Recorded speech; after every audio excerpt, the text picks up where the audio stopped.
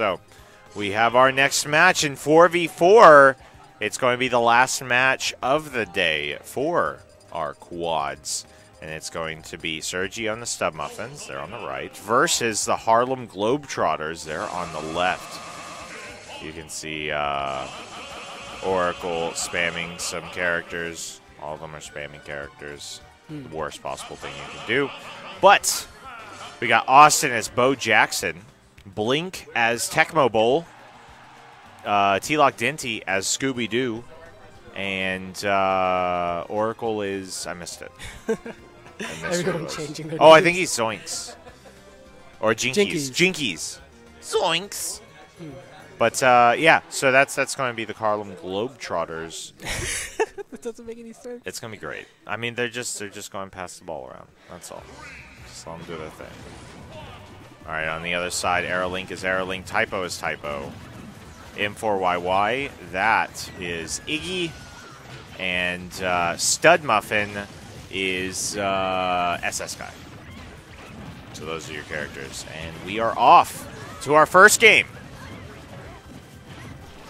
So I'm looking at the gold Rosalina, and based on how I was playing, and they just previously playing them, I noticed that Rosalina has a really good defensive anti-spam strategy. I saw right at the beginning of this match, double gravitational pull, just trying to get a stop on Ness's shenanigans and maybe even some Lucario Aura Spheres. Oh, yeah, and it's Rosalina seems pretty decent in quads, especially considering how she... So the reason why she's hard in singles is that it's very difficult to place Luma in a position where you can get a good positional advantage where Luma is useful, right? But the more players you add to the fray, ends up taking the PK Thunder from Austin, ends up stealing that stock away from him. But yeah, so it's much easier to place Luma in a position where you can hit anyone. You know? Yeah. I definitely see a similar thing going on with Pac-Man. Normally when I play Pac-Man, I need to get as much space as possible to charge my bonus fruit. Yeah. But here, he just stands up on the top and nobody sees him. Yeah. It's like he's invisible. Look at Pac-Man right now. Look. He's just chilling. Nobody sees him. Oh, ends up getting forward into smash on Luma. Oh, catching the bell on his teammate. Oh, Typo. and the bell is great for these platforms. A nice arc that covers 2 or 3 in one throw. Very good stuff. Luma going blue. Stub Muffin on the right. SS Guy ends up charging up his item. Gets it to the green melon, whatever that is. Gets it to the Galaga. All right, so just a big fray right now. We got 2v1 on the right with Oracle. Oracle doing pretty well. And one thing I like out of Aerolink, he normally rolls a lot in singles, but that's great in teams when one person dashes all the time, one person jumps, and one rolls. They never get in each other's way. Yeah. Yeah, I never thought about that. That's interesting. Look, he's just going to primarily roll Yeah. from the left side to the right side. Oh, and teleporting's great too. Oh, yeah. The Austin and Oracle tried to get a 2v1 on Aerolink. Aerolink doesn't like that, so he teleports out, tries to find a better position. All right, and so here we go. We got 3 stocks to 3. This is a pretty even game here. This is cool when a 4-team turns into a 3-team. Yeah. And every combination underneath. It's very interesting. And so right now, yellow team is in a small positional advantage. We got 2v1 on the left. Oh, ends up catching a random back air as he gets sent flying into the other teams. We now have a 2v2 situation. Aerolink accidentally grabbing his teammate. Yeah. So here we go. Recovering is really hard on 4 teams because everybody wants to go off and off guard. But in 2v2, we're used to this. So let's see a little bit of how Ness and Lucario hold court on the left side here. All right. Oh, nice. Neutralator split them. Typo tries to get a forward smash. A little bit dangerous, but ends up surviving. Ness's killer back throw just not doing the same kind of with the potency as it is in a normal battlefield. Yeah, this is a very, very large stage. We now have a 2v1. Oh, it's going to be a 1v1. Oh, this is exciting. And Austin has a small lead against Aerolink. Damage-wise, correct. Yes. Oh, ends up nice read. PK Thunder. So here we go. Austin's really good at edge guarding people with that move right there. God. Ness, you think Ness would be really bad off the edge, but somehow some combination of all of his moves are getting it done in Smash 4. Wow. And Austin ends up standing up. Yeah, carrying his team to victory for our game number 1 in these quads. Very exciting stuff. Very difficult to understand everything going on. Definitely. Yeah. At one point in the middle of the match, I'm like, who needs to be killed? And everyone's like, and I'm like, where are you? And nobody can tell me. I'm like, we'll work on that later. Yeah. Very difficult stuff. So we all know Hungrybox likes to play standing up. Yeah. I don't know if he switched to chair by now, but we definitely, in 4 teams with our setup, 2 people sitting down, 2 people standing up seems to work pretty well. Yeah, it's oh man, it's just difficult in general. Trying to get 8 people around a screen. God. How is Lucario's aura affected? That's what I a wanted player? to know.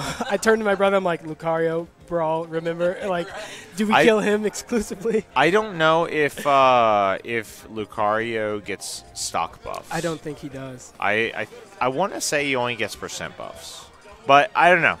I don't know. Well, we're going to have to test that out at some point in time. But all right, while we wait, maybe somebody can do the research for us real quick. are they going to? No, don't go to Temple. That's way too big. So how many of these stages are open for 4 teams? They're just. I heard it was just Big Battlefield. It's Big Battlefield. They agreed on it. FD and Omega. All right, they aren't going to be going to this stage. There's a look lot how of pretty booing. that looks. Yeah, it is pretty. I think the gold team tried to cheat and get the gold bonus from the stage. And Palutena stage, no less. Wait, what? What do See you how mean? the gold team is on the golden stage?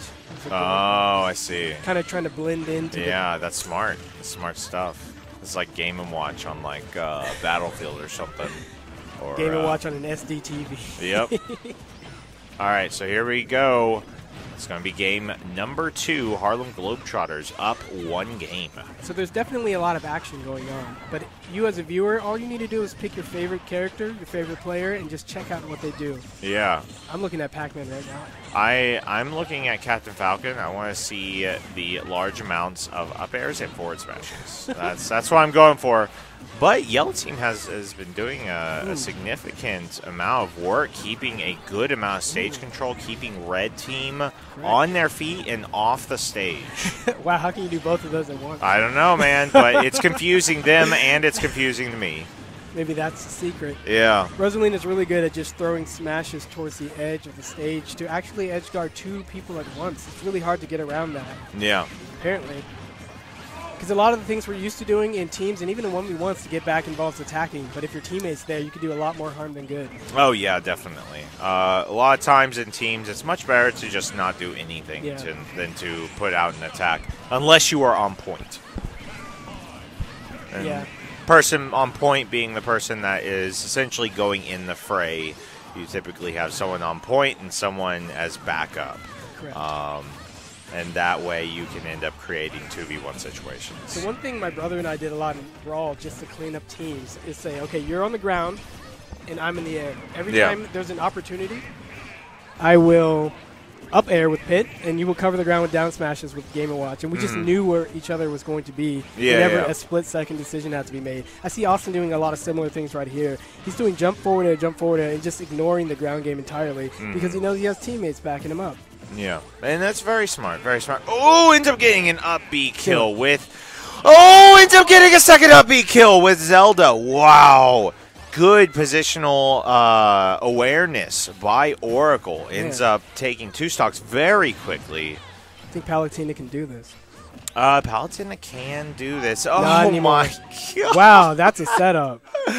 What is happening? Once again, Harlem Globetrotters really just showing phenomenal teamwork in general in this quad set final game. So strategies like healing Ness, very powerful in 4 teams. Oh, yeah. You can create some separation and hold back a whole team while you basically regain a stock in the corner. Yep. It's very, very strong. Okay, people changing. Who's playing Pac-Man? It must be... Pac-Man is SS Guy, yeah. He said he was maining Mega Man, Pac-Man, maybe one other. What was the other? Was it Sonic? No. And that's all I got. He played against me with someone that wasn't Mega Man. Yoshi, that one time. Yeah, he played Yoshi. Yeah, he stopped playing Yoshi after that. I showed him. He wanted to figure out how to beat Lil Mac. What's the secret? You just Play wait Sonic. for the metagame to evolve. Yeah, you can do that. You can just wait until all the Lil Macs end up quitting and choosing other characters. Yeah. That's what I did. So what about Sonic that gives Lil Mac the hardest time? Lil Mac is powerful through his very, very strong ground neutral game, and Sonic says, I can just ignore you. Yeah. Yeah. So that's the problem. But we are on to game number 3. Harlem Globetrotters up a very, very demanding 2-0 lead. We're going to see if Sergio and the Stub Muffins can actually come back in this best of 5. What do you think is going to happen? I'm thinking the Harlem Globetrotters are going to continue to do what they do and just secure another win. There was some impressive play towards the end. I like it how the people who normally team with each other get a little bit of a boost in synergy when the stocks start dropping off and characters disappear. Yeah, and some people don't really think that synergy's a thing, and they just sort of like, I'm just going to team with this person. But synergy's real. Yeah. Yeah. Double thumbs up for synergy. Yeah. So, all right, we got Iggy on the left-hand side trying to edge guard Blink, but ends up missing the edge guard and missing his recovery. So it looks like Diddy is serving it up for his teammates. The down throw that normally is followed up by some kind of Diddy air is being followed up by Ness air. Which is a much better opportunity in general because it opens up Diddy Kong. Because you never want to be overextended. Yeah, overextended. Whenever in teams in general, you can't really do a full combo, because someone's always going to be there to stop you. Yeah. So if you always pass it off to someone else, then you're never really at a disadvantage for more than one move. And your opponent's thinking, what's he got to do next? And all of a sudden they have to deal with a different player. And really, that shift in gears is very jarring. All right, so we have 5 stocks apiece for both of these teams. I'm liking the Pit. So Pit's arrows loop a little bit in this game. Yeah. But on Big Battlefield, it's just the right kind of arc to hit people on the diagonally increasing platforms. Right? Yeah. If he stands right there, which he's doing. It's very, very interesting. We're going to see how well this strategy works. It looks like they're deciding to do a 3v1 on both sides. Not really working out as well for the yellow team. Yeah. As they just lost another stock. And they have high damage. So unless yellow team, they have no healers, they're going to probably be disappearing pretty soon. Yep. And there goes another stock. We got 3 stocks to 4. This is where things start getting difficult for yellow team. They need to even up the players, but Austin gets another back throw, ends up taking out Typo. Throw kills are always so powerful. Those Pit arrows healing Ness are not worth it. Let's see. Full charge gives them 9? 9, maybe 11? Was that 11? I missed it. Oh, he was at 130? I guess it's worth it if you're not going to do anything else. Yeah. All right, he's at 92%. Oh, look, they're doing it with Zelda over there. Look at that. Oh, God. Look, nobody cares. Yeah, they're like, whatever.